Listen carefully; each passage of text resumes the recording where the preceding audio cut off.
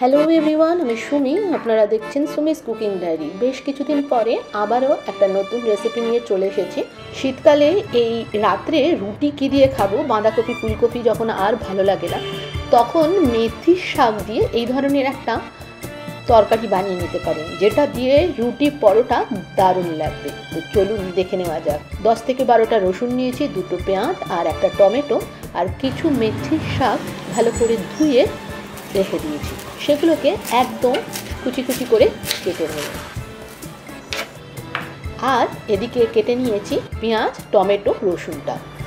একটা কড়াই গরম করে তার মধ্যে 2 টেবিল স্পুন বাদাম, 1 টেবিল স্পুন ছোলার ডাল আর 1 টেবিল স্পুন তিল দিয়ে ভালো করে ড্রাই রোস্ট করে নেব, যতক্ষণ না এই তিলগুলো থেকে ভালো করে গন্ধ বেরোচ্ছে। এরপর গ্যাস অফ করে ঠান্ডা করে নিয়ে একটা গ্রাইন্ডার জারে ঢেলে দেব। এর মধ্যে দেব 2 থেকে 3 টেবিল স্পুন মতন জল দিয়ে ভালো করে মিহি একটা পেস্ট বানিয়ে নেব। এবার এটাকে সাইড করে রেখে দেব। এদিকে একটা কড়াই গরম করে তার মধ্যে সর্ষের তেল, 2 টেবিল স্পুন সর্ষের তেল দিয়ে সেই কেটে রাখা রসুনগুলো দিয়ে দিলাম। রসুনগুলো হালকা ভাজা হয়ে গেলে এর মধ্যে দিয়ে দেব মেথির শাকটা। মেথির শাকটা দিয়ে ভালো করে নেড়ে চেড়ে নেব। এরপর স্বাদ মতন নুনটা দিয়ে দেব। নুনটা দিয়েও একবার ভালো করে নাড়িয়ে নেব।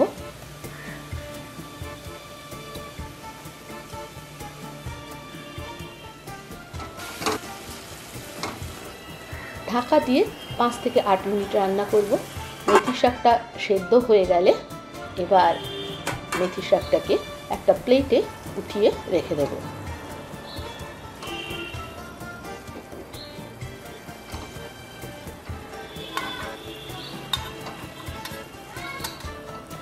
আবারও একই কড়াইতে 2 টেবিল স্পুন তেল নিয়ে তেলটাকে একটু হালকা গরম হতে দেব। তার মধ্যে 1/2 টিস্পুন গোটা জিরে দিয়ে দেব আর 2টো শুকনো লঙ্কা দিয়ে দেব কুচনো পেঁয়াজটাকে 3 থেকে 4 মিনিট ভেজে নেব। পেঁয়াজটা ভাজা হয়ে গেলে এর মধ্যে টমেটোটা দিয়ে দেব। টমেটোটা আগে আমি দিয়ে ফেলেছি, এটা ভিডিওটা করা হয়নি। এরপর এর মধ্যে স্বাদ মতো নুন দেব আর হলুদ দেব, দিয়ে ভালো করে নাড়িয়ে নেব। এবার ঢাকা দিয়ে 5 থেকে 8 মিনিট এটাকে রান্না করব। 8 মিনিট পরে আবার ফিরে এলাম। মিনিট পরে টমেটোটা একদম গলে গেছে আর পেঁয়াজটাও একদমই টমেটোর সাথে মাখা মাখা হয়ে গেছে। এরপর এর মধ্যে দিয়ে দেবো 1 টিস্পুন ধনে গুঁড়ো আর 1/2 টিস্পুন জিরে গুঁড়ো আর 1/2 টিস্পুন শুকনো লঙ্কার গুঁড়ো দিয়ে নাড়িয়ে চাড়িয়ে নেব। এরপর দিয়ে দেবো 2 টিস্পুন মতন আদা বাটা। মশলাগুলো ভালো করে ভাজা হয়ে গেলে আগে থেকে বেটে রাখা যে বাদাম আর ছোলার ডাল তিলটা ছিল সেটা ঢেলে দিয়ে দেব। গ্রাইন্ডার জারে একটুখানি জল দিয়ে ভালো করে নাড়িয়ে সমস্ত বাটাটা দিয়ে দেব, দিয়ে ভালো করে মিশিয়ে নেব।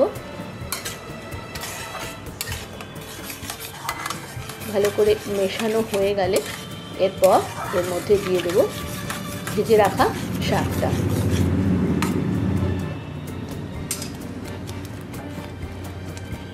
শাকটা দিয়ে ভালো করে নাড়াবো যাতে সমস্ত শাকটা এই মশলাটার সাথে এক হয়ে যায়। 3 থেকে 4 মিনিট লো ফ্লেমে রান্না করে নেব।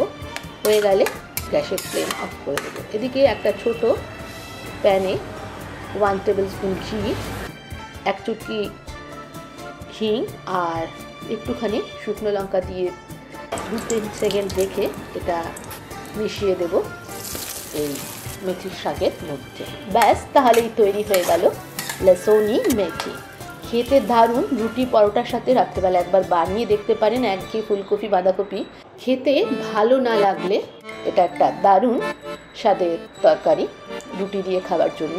সাথে করেছিলাম 10 মিনিটে তৈরি হয়ে যায় সেই ধরনের একটা গাজরের হালুয়া। একদম দোকানের মতন স্বাদ হয়েছে, কিন্তু এটা বানাতে ঠিক 10 মিনিট সময় লেগেছে। খুব সহজভাবে এই গাজরের হালুয়ার রেসিপিটা বানিয়েছি।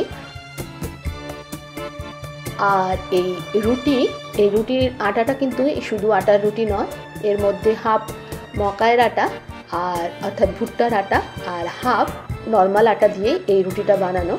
এইভাবেই আমি রাত্রের ডিনারটা বানিয়ে থাকি। আশা করি রাতের এই ডিনারের রেসিপিটা আপনাদের ভালো লাগবে।